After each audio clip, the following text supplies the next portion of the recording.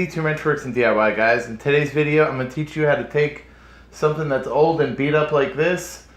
I found this actually, you should start, if you're looking for a budget bike, this is a great unexpected surprise. I went to like the local university, and when the kids, you know, they toss their bikes out at the end of the semester, they have to clear them out for the new kids coming in, and unfortunately, this is actually sold locally. I have a frame sticker from when in 1995 when this was new. It actually came from the shop, and I guess they gave it to one of their kids, and they left it at the college, and sadly, this is the state it's in. It's rough. It's another bad one. Another abandoned bike, actually. Maybe I should start an abandoned bike series. It's, as you can see, everything's pretty tore up on it, which is kind of sad. This is a really nice 4130. No, actually, I'm sorry, it's not. This is a Cromoly steel frame, but still pretty good stuff for what it is. Somebody clearly stole the seat post out of this. It's a very odd size. If you have this bike, it is a 26.2 millimeter seat post. I have that on the way. So the disappointing part, though, I say, because this is actually, being a Schwinn, back in 1995, they did have very good stuff. The wheels, 700C wheels, they have Shimano Altis front and rear hubs. That's a great start right alone. Today, you could buy very expensive Shimano bikes. They will not have name brand wheels. They're usually built in China now from, like Trek owns Bontrager, for example. So they'll sell you Bontrager wheels. The Shimano ones, these are bulletproof, man. These will last forever. I mean, easily another 20 years with maintenance. They spin up pretty good and nice. There's no real problems. The nice thing it also has, the group is fairly matching. It has Shimano Altis brakes on it. These are cantilevered. So the brake stop on it is so strong. There's not a lot of flex. You have a cable straddle that runs over the top, and it pulls it all up in one center line. And they're strong. They're super strong brakes. I've ridden on them before.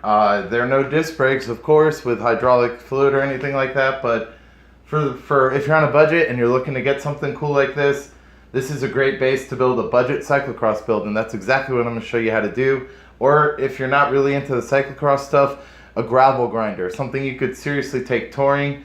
This, being a steel frame, has a lot of these decent steel frames will have the bike rack mounts for you to be able to carry stuff, fender mounts as well. So at the back here, we have a 7-speed cassette wheel. I am not sure, but you might run into an issue. And I'm thinking, because this is the year, I've been running into this around a lot. You probably have only a 7-speed free hub on the back. This is actually a cassette wheel, not a free wheel.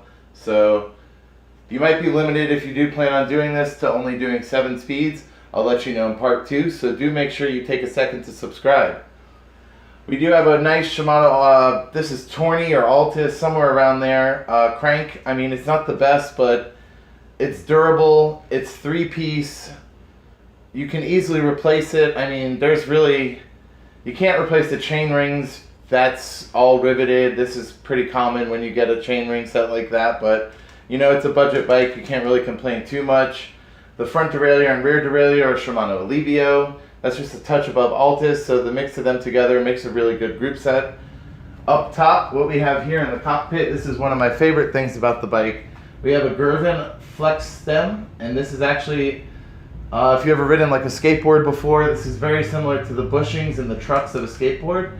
And you have a big one here in the middle, and then you have a smaller one on the outside on this plate, and what that does is it flexes in between your two, these are called elastometers, the rubber pieces, and you have a bolt that runs through and fixates it to the quill here, and that will help you absorb a lot of the harshness.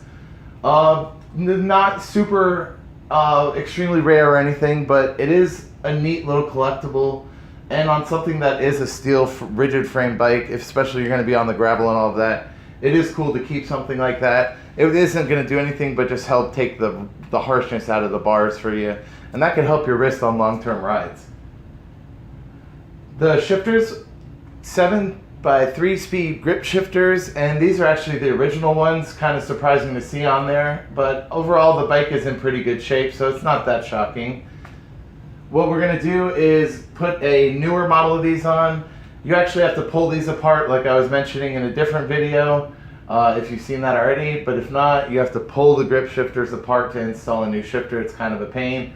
The new one's way better, super nicer design. So we're gonna be going with that. I'm gonna leave the brakes on there. They definitely need brake pads. What we have for the wheels are Cyclocross style tires. They're 700 by 35C. And on the back frame here, between the seat stays and the chain stays and the fork up front, there is a bunch of room. I wouldn't worry about putting a 7 by 40C tire on there. And that's big. So what we are looking to build here is like a do-it-all bike that's gonna be super tough. It's gonna be on a budget.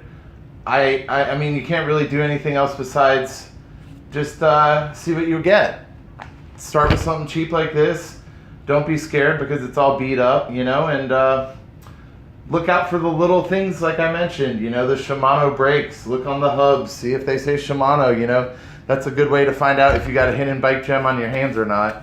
And that's pretty much it. So what we're gonna do is strip it all down and see what it looks like, and I know what it's gonna look like. Actually, I'm not gonna lie, I got all the parts on the way. I got some right here in front of me that you can't see out of camera. So I'm gonna leave a little bit of a surprise there. So please do subscribe, guys. Part 2 on the way. I also have, if you like these funky vintage bikes and budget builds, I have a 1998 Cannondale Super V 400. You should check out that video. I'll have the link up above and also in the description. Thanks for watching, guys. You have a good day. And if you'd like to support me, I have a Patreon page as well. Bye.